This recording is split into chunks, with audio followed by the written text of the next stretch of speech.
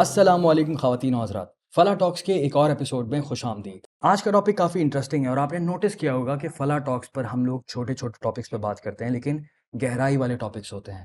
اور آج کا ٹاپک ہے کہ وائی می، میرے ساتھ کیوں ہوتے ہیں سارے مسئلے، یہ ڈیفیکلٹیز، یہ ایشوز، یہ چیلنجز، اور اس کا جواب دیں گے ہمارے ساتھ مفتی رضوان اللہ صاحب۔ گفتگو کا آغاز کرتے ہیں ہم۔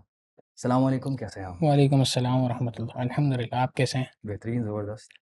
لاسٹ ٹائم آپ سے ملاقات ہوئی تھی، جی بالکل، بہت اچھا پوڈ کاسٹ ہوا تھا ہمارا، الحمدللہ، اور امید کرتا ہوں کہ آج بھی بڑی زبردست قسم کی ہماری کانورزیشن چلے گی۔ اچھا، انشاءاللہ۔ میرا سوال بڑا سمپل سا ہے، وہ یہ کہ یہ میں اپنے لیے کر رہا ہوں کہ یہ تھاٹ آتی ہے کبھی کبھی، چھوٹے ایشوز بڑے ایشوز، کہ یار میرے ساتھ کیوں ہو رہی ہے، یہ ڈیفیکلٹیز اتنی ساری کیوں ہیں، یہ چیلنجز کیوں ہیں، اور بہت پریشانی ہوتی ہے۔ تو یہ پرابلمس آتی ہیں، تھاٹ اس طرح کی کیوں جنریٹ ہوتی ہے؟ بسم اللہ الرحمن الرحیم۔ سب سے پہلے تو تھینک یو سو مچ، آپ نے انوائٹ کیا اور بہت اچھا ٹاپک آپ نے چوز کیا، اور انفیکٹ کہ آج لوگوں کو اس کی بڑی ضرورت ہے، اس بات کو سمجھنے کی۔ ہم اس کو یوں بھی اگر دیکھیں دانیال بھائی کہ ہمارے پاس اسی بات کو سمجھنے کا ایک پرسپیکٹیو اور بھی ہے۔ ایک پرسپیکٹیو تو یہ ہے کہ یہ تکلیف، یہ پریشانی مجھ پر ہی کیوں آئی، اور ایک پرسپیکٹیو یہ بھی ہے کہ مجھ پر جب اللہ تعالیٰ کی جانب سے مختلف انعامات ہیں، اللہ تعالیٰ کی نعمتیں ہیں جو میرے اوپر ہیں، میں ہر نعمت کے اوپر بھی تو یہ سوچوں نا کہ یہ مجھ پر ہی کیوں ہے۔ کتنے ہی لوگ ہیں دنیا کے اندر جو آنکھوں سے بینا نہیں ہے، نابینا ہے، تو مجھے ہی کیوں اللہ نے آنکھیں دی، اللہ نے مجھے سننے کے لیے کان عطا فرمائے، تو یہ صرف میں ہی کیوں ایسا ہوں کہ جس کو اللہ نے عطا فرمائے؟ دنیا میں بہت سارے لوگ ہیں جو سن نہیں سکتے، اللہ نے دماغ عطا فرمایا، عقل عطا فرمائی ہے، تو مجھے ہی کیوں عطا فرمائی، یہ انعام مجھ پر ہی کیوں ہوا؟ تو وائی می کا سوال جو ہے نا، یہ دونوں سائڈ پہ ہمیں سوچنا چاہیے۔ جب کبھی بھی شیطان ہمیں مایوسی کی طرف لے کے آئے اور ڈپریشن اور انزائٹی کی طرف لے کے آئے، اور جب ذہن میں یہ بات آئے کہ جی یہ پریشانی میرے پر ہی کیوں، فوراً جو ہے وہ میں سمجھتا ہوں کہ ہمیں کوائن کو فلپ کرنا چاہیے اور فوراً یہ دیکھنا چاہیے اور سمجھنا چاہیے کہ مجھ پر اللہ تعالیٰ کی نعمتیں کتنی ہیں۔ ہر انسان کے اوپر اللہ تعالیٰ کی بے تحاشا نعمتیں ہیں۔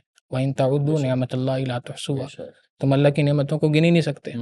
تو جو اتنی ساری نعمتیں ہیں، تو ان نعمتوں کو سامنے رکھتے ہوئے بندہ یہ سوچے، تو یہ سوال خود بخود میں سمجھتا ہوں کہ آدھا ایڈریس ہو جاتا ہے کہ وائی می، کہ یقیناً اللہ تعالیٰ ہمیں آزماتے ہیں، یہ اللہ کی جانب سے آزمائش ہوتی ہے۔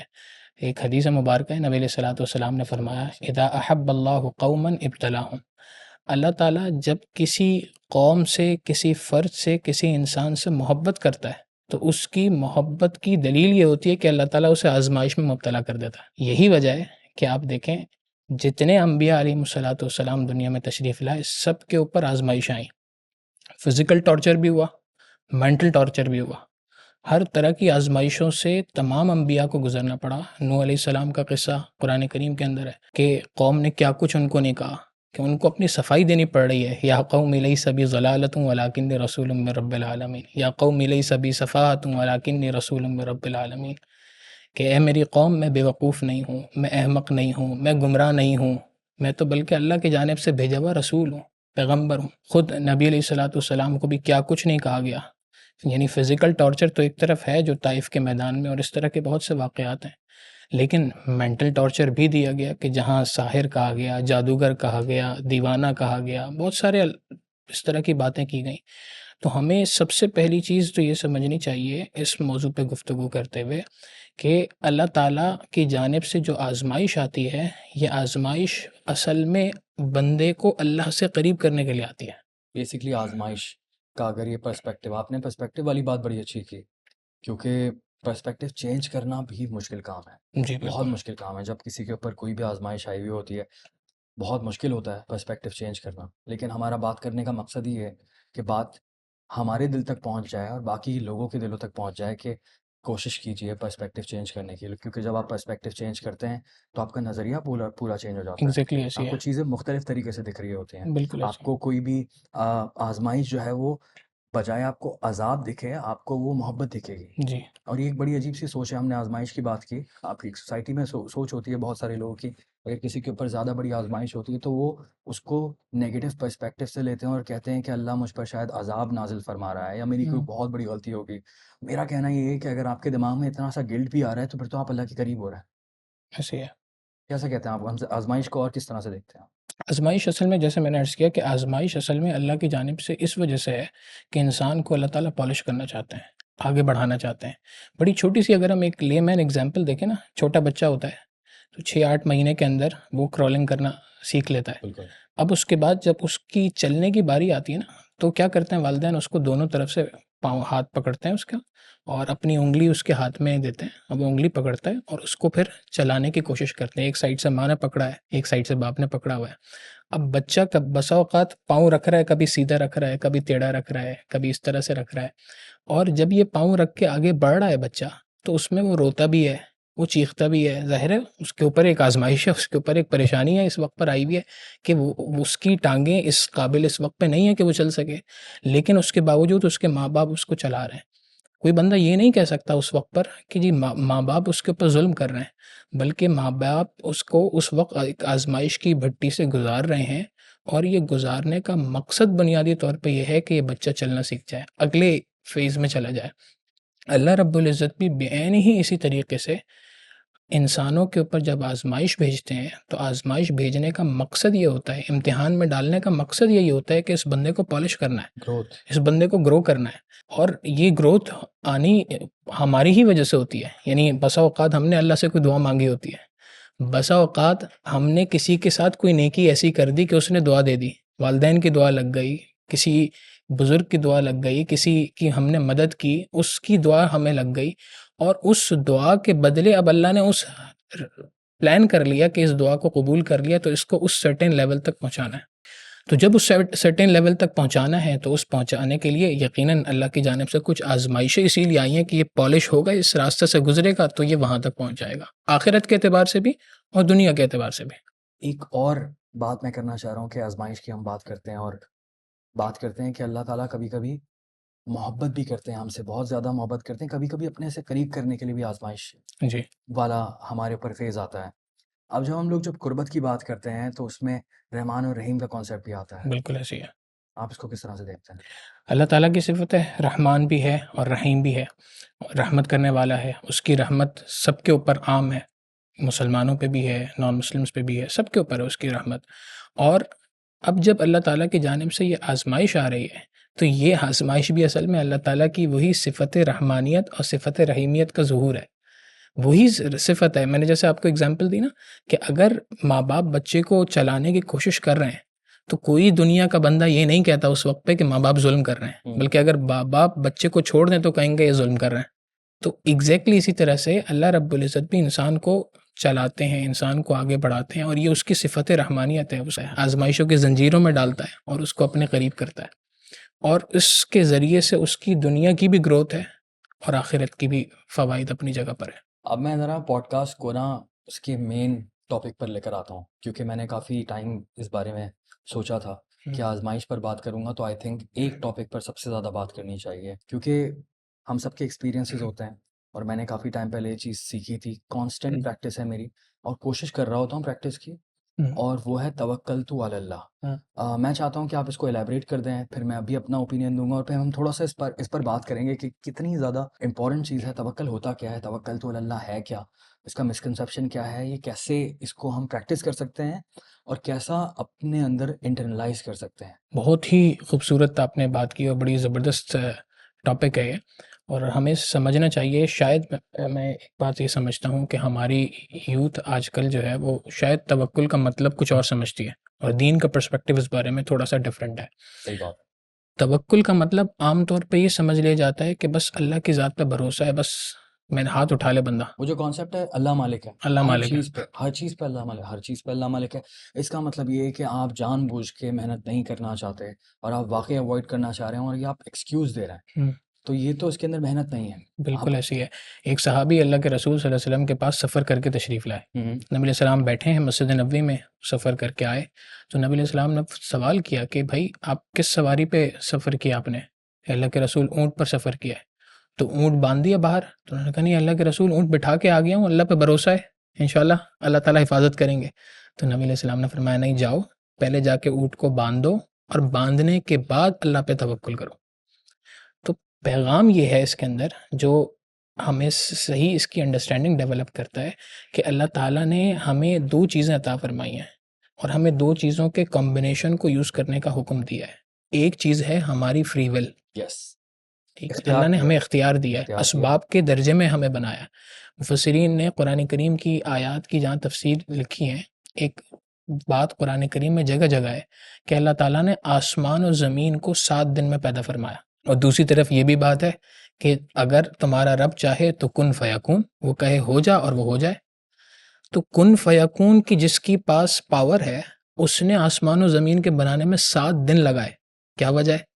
تو علماء نے اس کی وجہ لکھی کہ ہمیں میسج اصل میں اس میں کہ یہ جو دنیا ہے اللہ نے اسباب کے درجے میں رکھی ہے، یہاں پر تم نے ہر کام کو سبب کے درجے میں کرنا ہے۔ تو ہمیں اللہ نے 2 کام کرنے کا حکم دیا ہر چیز میں۔ ایک کام ہے میں نے اپنے اسباب کو، اپنی ول کو استعمال کرتے ہوئے اپنا ان پٹ پورا 100% دینا ہے، 100%۔ یہ مجھ سے دین کا مطالبہ ہے، یہ اللہ کے رسول کی سنت ہے۔ اور پھر دوسری بات یہ کہ تمام ایفرٹس لگانے کے بعد اب تم نے بھروسہ اللہ کی ذات پہ کرنا ہے کہ یا اللہ ان پٹ میرے ہاتھ میں تھا، وہ میں نے کر لیا، آؤٹ پٹ اور رزلٹ وہ میرے ہاتھ میں نہیں ہے، اس کے لیے میں آپ کے اوپر بھروسہ کرتا ہوں۔ آپ نے بڑی زبردست بات کی کہ یہ دین کا مطالبہ ہے اور آپ علیہ الصلوۃ والسلام کی سنت ہے۔ جی مطلب توکلت علی اللہ جو ہے وہ سمپل ہے، محنت کرنا، جی اور محنت کرنا دین کا مطالبہ ہے، محنت کرنا آپ علیہ الصلوۃ والسلام کی سنت۔ سنت ہے۔ دیکھیں نا، ہجرت کا موقع تھا، بہت سارے لوگوں نے ہجرت کی، مکہ سے نکلے مدینہ آئے، ہر کسی نے اپنے اپنے انداز میں کی، لیکن چونکہ نبی تو ایک ایگزامپل سیٹ کرنے کے لیے آئے نا دنیا میں، اللہ کے رسول سے بڑا بہادر تو کوئی نہیں ہو سکتا دنیا میں، لیکن اس کے باوجود نبی علیہ السلام نے ہجرت کیسی کی؟ خاموشی سے رات کو نکلے، لمبا چکر کاٹ کے گئے، غار ثور میں 3 دن چھپے رہے، اسباب اختیار کیے۔ حالانکہ نبی کو بھی یہ بات پتہ ہے کہ اللہ نے مجھے بھیجا ہے پوری دنیا میرا پیغام عام کرنے کے لیے، اور پیغام عام کرنے کے لیے میں نے مدینہ جانا ہے، تو اس کا مطلب میری زندگی کی حفاظت تو ہونی ہی ہونی ہے۔ ہونی بالکل۔ اس کے باوجود نبی اسباب سارے اختیار کر رہے ہیں، سارے اسباب اختیار کر رہے ہیں، مجھے اور آپ کو پیغام دینے کے لیے، ہم اپنی امت کو پیغام دینے کے لیے ہے کہ اللہ رب العزت کے ہاں توکل اس چیز کا نام نہیں ہے کہ بس تم سب چھوڑ کے، جیسا آپ نے بھی کہا کہ جی اللہ مالک ہے دیکھ لیں گے، یہ ہرگز مقصد نہیں ہے، بالکل بلکہ صحیح بات۔ مقصد یہ ہے کہ تم اپنا 100% لگاؤ، اپنی ساری ایفرٹس لگاؤ، اپنی محنت پوری کرو، محنت کرنے کے بعد نتیجہ اللہ کی ذات پہ چھوڑ دو۔ جو بڑی سمپل سی ایگزامپل ہمیں ملتی ہے کہ جب ہم دیکھتے ہیں ایک فارمر ہے نا، تو وہ محنت کرتا ہے، ہل چلاتا ہے، پھر ہل چلانے کے بعد بیج بوتا ہے، پھر اس کے بعد فیلڈ کو برابر کرتا ہے، پھر پانی ڈالتا ہے، یہاں تک سارے کام اس کے ذمے ہیں، وہ یہ سارے کام کرے گا، لیکن اب اس سے فصل نکلے گی کہ نہیں نکلے گی یہ اس کے ذمے نہیں ہے۔ صحیح بات ہے۔ یہاں پہ آ کے وہ اللہ کی ذات پہ بھروسہ کرتا ہے۔ تو بھروسہ توکلت علی اللہ جو آپ نے ذکر کیا، توکلت علی اللہ ہے، اور یہ اسلام کا بہت بڑا ایک بڑا امپورٹنٹ کانسیپٹ ہے، لیکن یہ توکل ہے اسباب اختیار کرنے کے بعد مسبب الاسباب پہ نظر رکھنا، بغیر اسباب کے صرف مسبب الاسباب پہ نظر یہ نہیں ہے۔ اور یہ بیسکلی مجھے لگتا ہے کہ ذہنی سکون کے لیے بھی بڑی زبردست چیز ہے۔ ایگزیکٹلی جو لوگ اس کو مطلب اس کے اگینسٹ جاتے ہیں، کہنے کا مقصد یہ ہے کہ ہر چیز کو اپنی زندگی کی اپنے کنٹرول میں رکھنا چاہتے ہیں، جو سوچا ہے وہی ہونا چاہیے، اگر وہ نہیں ہوا تو پھر پرابلمز ہو جائیں گی، پھر تو مینٹل ہیلتھ خراب ہوگی، طبیعت خراب ہوگی، نا امیدی آ جائے گی زندگی میں۔ لیکن میں نے یہی چیز لرن کی ہے کہ جب محنت کر رہے ہیں، پوری محنت کر رہے ہیں، اور اپنا 100% نہیں 200% دے رہے ہیں، اتنا دے رہے ہیں کہ جتنا آپ کو پتہ ہے کہ اس میں آپ 100% سکسیس ملے گی آپ کو، لیکن سکسیس پوری کی پوری جو رزلٹ ہے وہ پورا اللہ کے ہاتھ میں ہونا چاہیے۔ وہ ایک انسرٹن ہوتا ہے، آپ کے ہاتھ میں نہیں ہوتا کہ آپ کا کام بنے گا ہی نہیں بنے گا، کیونکہ زندگی میں کوئی بھی چیز آپ کے کنٹرول میں نہیں ہے، یہ سمجھنا بڑا ضروری ہوتا ہے۔ اور مجھے لگتا ہے کہ توکلت علی اللہ کا کانسیپٹ ہی یہی ہے، زندگی گزارنے کا پورے کانسیپٹ کے اندر آ جاتا ہے کہ ہم نے پوری زندگی میں جو بھی محنت کی ہوتی ہے، تمام تر ریزلٹس اللہ کے ہاتھ میں دے دیں گے تو آسانی ہو جاتی ہے۔ بالکل ایسی ہے۔ اللہ تعالیٰ نے سورہ یوسف کے اندر جو یوسف علیہ السلام کا قصہ ذکر کیا پورا، اگر میں یوں کہوں ہم نے اپنے اب تک جتنی بات کی وہ ساری بات اس کے اندر کور ہوتی ہے۔ سیدنا یعقوب علیہ السلام باپ ہیں، اور ان کو بتایا جاتا ہے کہ تمہارا آپ کا بیٹا جو ہے ہمارا بھائی وہ گم ہو گیا، اور اس کو بھیڑیے نے کھا لیا ہے، قمیص لا کے دکھا دی کہ جی اس کے اوپر جو ہے وہ خون لگا ہوا ہے اور دیکھ لیں۔ اب یعقوب علیہ السلام جانتے ہیں، سمجھ رہے ہیں اس بات کو کہ یہ کیسا بھیڑیا تھا کہ جس نے بچے کو کھا لیا، قمیص چھوڑ دی، تو سمجھ رہے ہیں وہ بھی بہت اچھے سے، لیکن اس کے باوجود انہوں نے کیا کہا؟ فصبر جمیل، صبر اختیار کیا۔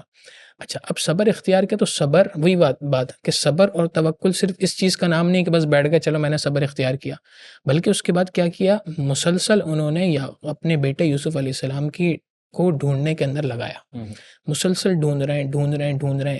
بچوں کو بھی احساس ہوا ایک وقت پہ آ کے کہ ہم نے اپنے بھائی کے ساتھ غلطی کی۔ اب جب غلطی کا احساس ہوا تو اب والد کے پاس آتے ہیں، والد سے معافی مانگتے ہیں، اب والد پھر بھیجتے ہیں ان کو، اور یہ بہت لمبا ٹائم گزر چکے ہیں، درمیان میں 20 سال گزر چکے ہیں، اور والد اس وقت پہ بھی ان سے کہتے ہیں کہ جاؤ جا کے یوسف کو ڈھونڈ کے آؤ۔ اسباب پورے اختیار کیے جا رہے ہیں، بھیجا جا رہا ہے، وہ جا رہے ہیں، کوشش ساری کوشش کی جا رہی ہے۔ اور پھر اس میں ایک اور عجیب درمیان میں واقعہ یہ بھی ہے کہ یوسف علیہ السلام، یعقوب علیہ السلام نے اپنے بیٹوں سے بات کی، جب تم لوگ مصر میں داخل ہو تو مصر میں الگ الگ دروازے سے جانا، ایک دروازے سے اکٹھے نہ چلے جانا، کہ تمہارے اتحاد اور اتفاق کو کوئی دیکھے تو اس کو حسد نہ ہو۔ اب یہاں پہ بھی دیکھا جائے تو یہ سبب ہی تھا نا کہ ان کو ڈسٹریبیوٹ کیا، چاہتے تو کہہ دیتے کہ بھائی تم سب کے سب جو ہے نا وہ ایک دروازے چلے جاؤ، اللہ مالک ہے، لیکن نہیں۔ اور جب سارے بچے اپنے بھائی کو ڈھونڈنے سے ناکام ہو گئے اور واپس آئے یعقوب علیہ السلام کے پاس اور آگے کہا کہ ابا جان یوسف تو نہیں مل رہا ہے، آپ تو اپنی آنکھیں ضائع کر بیٹھے ہیں یوسف کے پیچھے، تو انہوں نے اس وقت پہ جو جملہ کہا وہ قرآن کریم نے کوٹ کیا، یا بنی یذهبوا فتحسسوا من یوسف واخیہ ولا تیأسوا من روح اللہ، کہ میرے بچوں جاؤ دوبارہ اور دوبارہ جا کے ڈھونڈو، اور ساتھ میں کیا کہا ولا تیأسوا من روح اللہ، اللہ کی رحمت سے مایوس مت ہونا، انہ لا ییأس من روح اللہ الا القوم الکافرون، اللہ کی رحمت سے تو صرف کافر آدمی ہی مایوس ہو سکتا ہے، مومن اللہ پہ بھروسہ کرنے والا اور اللہ سے مایوس ہو جائے نہیں ہو سکتا۔ اب جب اسباب بھی پورے اختیار کیے جا رہے ہیں، بھروسہ بھی اللہ کی ذات پہ ہے، تو اللہ رزلٹ کیا دیتے ہیں آپ یہ دیکھیں۔ اللہ تعالیٰ نے یعقوب علیہ السلام کو سے ان کا بیٹا لیا، آزمائش آ گئی نا، جو محبوب بیٹا تھا وہ لے لیا، آزمائش آ گئی۔ اب اللہ رب العزت کی ذات پر بھروسہ کیا اور صبر بھی اختیار کیا، اسباب بھی پورے اختیار کیے، تو اللہ تعالیٰ نے رزلٹ کیا دیا؟ سب سے پہلی چیز بیٹا لوٹا دیا۔ جب بیٹا گیا تھا تو صرف بیٹا تھا، واپس دیا ہے تو وقت کا نبی بھی ہے، وقت کا بادشاہ بھی ہے۔ عجیب بات کہ لوٹانے کا طریقہ کار کیا اختیار کیا کہ یوسف علیہ السلام نے جب اپنے بھائیوں کو پہچانا اور ان کو اپنا انٹروڈکشن کرایا تو ان سے کہا اچھا یہ میری قمیص لے جاؤ اور میرے والد کے چہرے پہ ڈال دینا، ان کی بینائی لوٹ آئے گی، پھر ان کو لے کے آ جانا۔ اب بچوں نے یہی کیا، جب قمیض ڈالی چہرے کے اوپر تو ان کی بینائی لوٹ آئی۔ تو مفسرین نے لکھا کہ اللہ تعالیٰ کی جانب سے پیغام تھا کہ چونکہ تم نے میری آزمائش پہ صبر بھی اختیار کیا، تم نے اس میری ذات پہ بھروسہ بھی کیا، اور جو اسباب اختیار کرنے تھے وہ بھی کیے، تینوں کام چونکہ کیے، لہٰذا جس سبب سے میں نے تمہیں غم دیا، وہ سبب کیا تھا؟ قمیض کا آ جانا شروع میں۔ تو جس سبب سے میں نے تمہیں غم دیا اسی سبب سے میں تمہیں خوشی لوٹا رہا ہوں، اور خوشی دگنا کر کے لوٹا رہا ہوں کہ لیا صرف بچہ تھا، واپس دیا، بیٹا بھی ہے، وہ جوان بھی ہے، وہ وقت کا نبی بھی ہے، وقت کا بادشاہ بھی ہے۔ آئی تھنک یہ بہت اچھی اگزامپل ہے پاور آف توکل تو اللہ کے حوالے سے، جی کہ کتنی طاقت ہے اس توکل کے اندر۔ یہ تو انبیاء پر جس طرح سے گزری ہم کمپیریزن بھی نہیں کر سکتے، لیکن ہم اگر کچھ سیکھ لیں تو بہت زبردست امپورٹنٹ بات ہوتی ہے۔ اور توکل تو اللہ کے بارے میں اپنا ذاتی پرسپیکٹو یہ دینا چاہوں گا کہ زندگی کے اندر میرے ساتھ بھی کافی زیادہ ایشوز رہے ہیں، چھوٹے موٹے، لیکن جب میں نے یہ تھاٹ لے کر آیا، میں اس تھاٹ کو جب میں نے زیادہ پریکٹس کی اس کے ساتھ، تو مجھے لگتا ہے کہ ایشوز مجھے کافی فیڈ ہوتے ہوئے دیکھے۔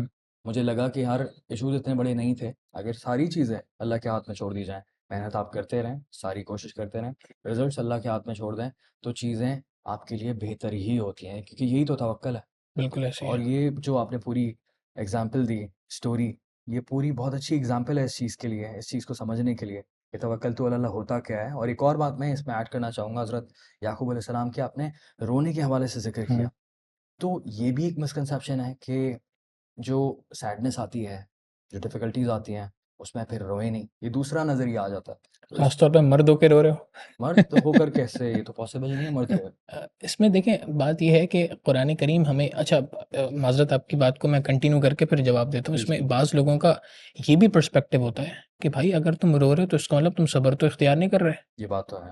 یہ بھی لوگ سمجھتے ہیں۔ حالانکہ خود یعقوب علیہ السلام کی مثال ہے کہ انہوں نے 23 سال یوسف علیہ السلام کی یاد میں اور روتے ہوئے گزارے، اور اتنے صبر بھی کیا ہے۔ صبر بھی کیا ہے۔ تو مطلب رونا ایک نیچرل ایموشن ہے، جی یہ سمجھنا ہوگا کہ بالکل رونا چاہے لڑکا ہو لڑکی کوئی بھی ہو، رونا ضروری ہے، نیچرل ایموشن ہے، اس کے لیے اس کو دیکھ کر کوئی شیم نہیں ہونا چاہیے، بالکل ایسے ہی ہے، یہ کوئی بری چیز نہیں ہے، ایک نیچرل چیز ہے۔ بالکل ایسی ہے۔ اور ہمیں مثال اس کی حدیث میں ملتی ہے کہ اللہ کے رسول صلی اللہ علیہ وسلم کے ایک صاحبزادے حضرت ابراہیم رضی اللہ تعالیٰ عنہ، ان کا 2 سال کی عمر سے کچھ کم پہلے انتقال ہو گیا۔ اب جب ان کا انتقال ہوا تو صحابہ بڑے میں سے بعض لوگوں نے دیکھا کہ نبی علیہ السلام کے چہرے مبارک سے غم بھی نظر آ رہا ہے اور اللہ کے رسول کی آنکھوں سے آنسو بھی بہہ رہے ہیں. تو ایک صحابی نے اس پر سوال کر لیا، اے اللہ کے رسول آپ بھی رو رہے ہیں؟ تو نبی علیہ السلام نے جواب دیا کہ ہاں. اللہ کے رسول صلی اللہ علیہ وسلم نے 3 باتیں ارشاد فرمائی. فرمایا العین تدمع والقلب یحزن وَإِنَّا بِفِرَاقِكَ یا ابراہیم لمحزون، کہ ہاں میرا دل بہت غمگین ہے، میری آنکھیں بہہ رہی ہیں، اور اے ابراہیم میں آپ کی یاد میں بہت زیادہ غم زدہ ہوں. تو پیغام دیا ہے کہ توکل، صبر اس چیز کے اگینسٹ نہیں ہے کہ انسان کی آنکھوں سے آنسو نہیں نکل سکے، تو ایموشن ہے. بالکل اللہ رب العزت اس کو پسند فرماتے ہیں کہ بندہ کی آنکھوں سے آنسو بھی جاری ہیں، اس کے باوجود وہ اللہ کی ذات پہ بھروسہ کر کے بیٹھا ہے، اور وہ اس وقت پر بھی اللہ تعالیٰ کے ساتھ کنیکشن کے اندر ہے. اچھا، یہاں پر ظاہر ایک چیز اور ہمیں سمجھنے کی ضرورت ہے، اور وہ ہے برداشت میں اور صبر میں ایک بڑا فرق ہے. اگر آپ اس کو تھوڑا سا سمجھیں کہ اس کے درمیان کیا فرق ہے. آپ بتائیں پلیز. برداشت اور صبر میں فرق ہے. برداشت کا مطلب تو بڑا سمپل سا ہے کہ ایک چیز میرے پاس، ایک پریشانی آئی، ایک مصیبت آئی، اور میں نے اس کے اوپر ٹالریٹ کر لیا، برداشت کر لیا. اور صبر یہ ہے کہ وہ پریشانی یا وہ چیز اس کو میں ٹالریٹ بھی کر رہا ہوں، اور وہ چیز مجھے اللہ سے قریب کرتی جا رہی ہے. تو اگر اس کا رزلٹ یہ ہے کہ وہ اللہ سے قریب کر رہی ہے، تو یہی چیز صبر میں کنورٹ ہو جاتی ہے. اور یہی چیز جو ہے وہ اللہ تعالیٰ کی جانب سے ایک بہت بہترین عبادت ہے. قرآن کریم نے اس کو عبادت قرار دی نا، فصبر صبرا جمیلا. یہ تو بہت بڑی عبادت ہے. یعنی نہ بندہ نماز پڑھ رہا ہے، نہ روزہ رکھ رہا ہے، نہ زکوٰۃ دے رہا ہے، نہ کوئی قرآن کی تلاوت کر رہا ہے، مسلسل وہ غم کی کیفیت میں ہے، لیکن وہ اس غم کی کیفیت میں اپنے آپ کو اللہ کے ساتھ کنیکٹ کر رہا ہے. تو یہ اللہ سے کنیکشن جو ہے بنیادی طور پہ یہی اس کے لیے مسلسل 24 گھنٹے کی جو ہے وہ عبادت ہے. کیا بات ہے. مطلب توکل تو اللہ اور صبر بھی اس امید کے ساتھ کہ اللہ بہتر کرے گا. بالکل. اینڈ آئی تھنک یہ بڑا زبردست قسم کا آپ نے پورا کانسیپٹ کو سمجھایا ہے، اور بہت ہی کچھ بڑی ایگزامپلس کے ساتھ اور بہت ہی گہری ایگزامپلس کے ساتھ کہ پورا کا پورا کانسیپٹ کلیئر ہو رہا ہے اس کے اندر کہ ڈیفیکلٹیز کیوں آتی ہیں، کس طرح کی آتی ہیں، اور کتنے لوگوں کے ساتھ ہمارے پاس ایگزامپلس بڑی موجود ہیں، اور کس طرح سے ہمارے انبیاء نے ٹیکل کیا، ہمیں کس طرح سے ٹیکل کرنا چاہیے.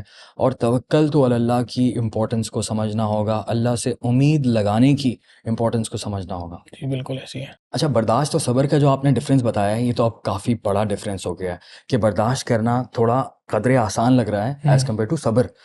اب اس برداشت کی سچویشن میں اگر ہم ہیں تو اس کو صبر میں کیسے کنورٹ کریں؟ بہت آسان ہے، بہت ہی آسان ہے. قرآن کریم میں اللہ تعالیٰ نے یہ بات ذکر فرمائی کہ تم اللہ کی یاد کے ساتھ، اللہ کو یاد کرنے کے ساتھ تم اپنے دلوں کا سکون پاؤ گے. الا بذکر اللہ تطمئن القلوب. تو صبر بنیادی طور پہ آتا ہے انسان کو اللہ کی یاد کے ساتھ. اچھا، ہم اگین جیسے ہم نے اس پہ بات کی توکل پہ، ایگزیکٹلی اسی طرح سے ہم اللہ کی یاد کو ایک بڑا مسکنسیپشن کے طور پہ اس طور پہ سمجھتے ہیں کہ اللہ کی یاد کا مطلب ہے میرے ہاتھ میں تسبیح ہو، اللہ کی یاد کا مطلب ہے مسجد میں جاؤں، اللہ کی یاد کا مطلب ہے میں نماز پڑھوں. حالانکہ یاد کا مطلب ہے ریممبرنس، اور ریممبرنس دل سے ہوتی ہے، زبان سے تو نہیں ہوتی. ماں کہتی ہے بھائی میرا دل تمہیں یاد کر رہا ہے، یہ نہیں کہتی کہ میری زبان تمہیں یاد کر رہی ہے. تو دل سے یاد ہوتی ہے. تو دل سے یاد کرنے کا مطلب یہ ہے کہ اللہ کے رسول صلی اللہ علیہ وسلم نے ہمیں اس کو پریکٹیکلی دکھایا. ہم دیکھیں اگر کہ نبی علیہ السلام نے ہمیں ہر ایک اسٹیپ کے بعد، یعنی ہم کھانا کھانے بیٹھے ہیں تو ایک دعا سکھلائی، کھانے سے اٹھیں تو دعا سکھلائی، آئینہ دیکھ رہے ہیں تو دعا سکھلائی، کپڑے بدل رہے ہیں تو دعا سکھلائی، واش روم جا رہے ہیں تو دعا سکھلائی، واش روم سے باہر نکل رہے ہیں تو دعا سکھلائی. مقصد کیا ہے؟ ایک چیز تو یہ ہے، ایک اینگل یہ ہے کہ ساری دعائیں یاد ہونی چاہیے اور پڑھنی چاہیے ہمیں، یہ اپنی جگہ. اصل مقصد کیا ہے؟ مقصد اور آبجیکٹو یہ ہے کہ انسان کو اللہ تعالیٰ سے بات کرنی چاہیے، انسان اللہ سے بات چیت کرے. حضرت ڈاکٹر عبدالحی صاحب عارفی رحمۃ اللہ علیہ ایک بہت بڑے بزرگ گزرے ہیں، یہ بات کہا کرتے ہیں بھائی چپ کے اللہ سے باتیں کیا کرو، تمہیں اللہ تعالیٰ اس مقام پہ پہنچا دیں گے تمہیں خود سمجھ نہیں آئے گا کہ میں کتنی جلدی اللہ کے کتنا قریب ہو گیا. تو پریشانی آ رہی ہے، تکلیف ہے، تو جیسے ہم نے کہا کہ برداشت کو صبر میں کنورٹ کرنے کا طریقہ یہ ہے کہ انسان اللہ سے بات چیت کرے. اس کے لیے مصلے پہ بیٹھنا کوئی ضروری نہیں، اس کے لیے ہاتھ اٹھانا کوئی ضروری نہیں، انسان دل ہی دل میں اللہ سے بات کرے. دلی دل میں اس طرح سے کہ میں سونے سے پہلے بات کروں، میں چلتے پھرتے کسی بھی مشکل میں ہوں، گاڑی چلا رہا ہوں یا کہیں میں اکیلا بیٹھا ہوں، کیا ایسا ہے کہ جس طرح سے ہم کسی جاننے والے سے، کسی دوست سے بات کرتے ہیں، دل میں بات کرتے ہیں یا منہ سے بات کرتے ہیں، کیا اس طرح سے بات کریں؟ جی بالکل بالکل اس طرح سے ہم اللہ سے بات کر سکتے ہیں یا بیٹھ کر سکتے ہیں بالکل. کیونکہ میں اس چیز کو بہت زیادہ بلیو کرتا ہوں، کیونکہ کنیکشن والی جو آپ نے بات کی ہے کہ جس طرح سے ہم کسی بھی ایسے انسان کی اگزامپل دیتا ہوں جو کہ ہمارے دل سے بہت قریب ہے، تو اپنے مسئلے اس سے ڈسکس کرتے ہیں، اس سے مل کر بات کرتے ہیں کہ یار دل ہلکا ہو جاتا ہے. تو جب میں اس پریکٹس کی بات کرتا ہوں کہ بیٹھے بیٹھے سونے سے پہلے رینڈم پلیسز پر میں دل میں اللہ سے باتیں کرنا شروع کر دوں، کوئی بھی ایشو ہے فوری طور پہ ڈسکس کرنا ہے مجھے، کس سے کروں؟ بالکل اللہ سے. اللہ رب العزت تو سے. اگر یہ ایک بہت چھوٹی سی پریکٹس ہے لیکن یہ بہت بڑا امپیکٹ کریٹ کرتی ہے. میں بہت کنسسٹنسی کے ساتھ اس پریکٹس کو نہیں کرتا، لیکن مجھے پرسنلی بہت دل کے قریب لگتی ہے یہ چیز. وہ ایک فیلنگ ہی الگ لگتی ہے، ایک پرسنل کنیکشن والی فیلنگ آتی ہے کہ میرے پاس ایک پریولیج ہے کہ میں اپنے کریٹر سے کبھی بھی کسی بھی وقت کنیکٹ ہو سکتا ہوں. بالکل ایسے ہی ہے. اکیلے میں بس باتیں کر رہا ہوں، جس طرح سے میں کسی دوست کو اپنا سارے دن کا احوال بتا رہا ہوتا ہوں. چھوٹے مسئلے جیسے حدیث کے اندر بھی ہے کہ جوتے کا تسمہ بھی ٹوٹ جائے تو اللہ سے مانگا جائے، تو یہ تو بہت چھوٹی اگزامپل ہے. تو ہمارے ساتھ تو زندگی میں بہت سارے ایشوز چل رہے ہوتے ہیں، چھوٹے بڑے، لیکن یہ ہے کہ اگر ہم بات چیت کا سلسلہ شروع کریں ریگولر بیسس روز کی بیسس پہ 5 منٹ 10 منٹ، تو آپ کو کیا لگتی ہے ایسی practice? What do you think about this? مولانا اشرف علی تھانوی صاحب رحمۃ اللہ علیہ فرمایا کرتے تھے کہ تم اگر اس کام کو کرنا شروع کرو گے تو اللہ تعالیٰ تمہاری زندگی میں انقلاب برپا کر دیں گے. اس کو کہتے ہیں کیا ہے؟ مناجات کہتے ہیں، مناجات بھی کہہ سکتے ہیں. بالکل اس کے دیکھیں اسلام نے اس کو کوئی ایگزیکٹلی ایک کوئی Terminology. ٹرمینالوجی ڈیفائن نہیں کی اس کی، لیکن اس کے لیے ٹرمینالوجی یہی ہے کہ اللہ کی یاد. قرآن کریم میں نا وَاذْكُرْ رَبَّكَ فِي نَفْسِكَ تَضَرُّعًا وَخِيفًا، دل ہی دل میں گڑ گڑاتے ہوئے اللہ کو یاد کرو. تو یہ دل ہی دل میں اللہ کو یاد کرنا یہی ہے کہ انسان اپنی پریشانیاں اپنی، جو ہم نے پورا واقعہ وہ کیا حضرت یعقوب علیہ السلام کا، تو یعقوب علیہ السلام نے جو جملہ کہا ہے وہ کیا تھا جو قرآن کریم میں اللہ تعالیٰ نے کوٹ کیا، انما اشکو بثی وحزنی الی اللہ، اے اللہ میرے غم میری پریشانیاں میری تکلیفیں میں سب کے سب آپ کو سناتا ہوں، میں آپ کے سامنے پیش کرتا ہوں. خوبصورت، ویری تو خوبصورت. بس ہم اپنی پریشانیاں اپنے غم دوسروں کو بجائے اس کے کہ دوسروں کو بتائیں جن کے پاس سلوشن نہیں ہے، ہم اس ذات کو بتائیں جس کے پاس ہر چیز کا سلوشن ہے. کسی ایسے کو بتائیں جن کے پاس سلوشن بھی نہیں ہے، پھر وہ آپ کا مذاق بھی اڑائیں گے. جی چانسز ہیں، ہائی چانسز ہیں، آپ کو بدنام بھی کر سکتے ہیں، آپ کو نیچا دکھا سکتے ہیں، اور آپ ہی کی پرابلم آپ کے خلاف استعمال کر سکتے ہیں. بالکل کتنے سارے رسک آ گئے. اور اگر یہ تھاٹ پروسیس چینج کر دیا جائے اور اللہ سے ڈائریکٹ بات کرنے کی کوشش کی جائے تو آئی تھنک بہت بہتری ہوگی. اور اللہ تعالیٰ، میں تو دعا کرتا ہوں کہ میں بھی اس کی سب سے زیادہ پریکٹس کروں، زیادہ سے زیادہ پریکٹس کروں. انشاءاللہ اللہ تعالیٰ استقامت دے، اور میں آپ سب لوگوں کے لیے بھی دعا کرتا ہوں انشاءاللہ. مجھے بڑا اچھا لگا اس ٹاپک پہ بات کرنے میں کہ وائی می، مجھ پر ہی کیوں آتے ہیں سارے عذاب، مجھ پر ہی کیوں اتنی ڈیفیکلٹیز آتی ہیں، اور آپ نے بہت اچھا ایکسپلین کیا. بہت بہت شکریہ، جزاکم اللہ. بہت بہت شکریہ، بہت بہت شکریہ. بہت اچھا سمجھایا آپ نے، بڑی ایگزامپلس، چھوٹی ایگزامپلس، اور ہم لوگوں نے بڑا ڈیٹیل میں ڈسکس کیا. میں امید کرتا ہوں دوبارہ سے ہماری ملاقات ہوگی انشاءاللہ. انشاءاللہ. Thank you. آج بہت کچھ سیکھنے کو ملا. یہ ٹاپک میرے دل کے بہت قریب ہے. توکلت علی اللہ. اللہ تعالیٰ مجھے اور زیادہ پریکٹس کرنے کی توفیق عطا فرمائے، اور آپ سب کو بھی اس چیز کے اوپر عمل کرنے کی توفیق عطا فرمائے، which is توکلت علی اللہ. خوش رہیں، دعاؤں میں یاد رکھیں. فی امان اللہ.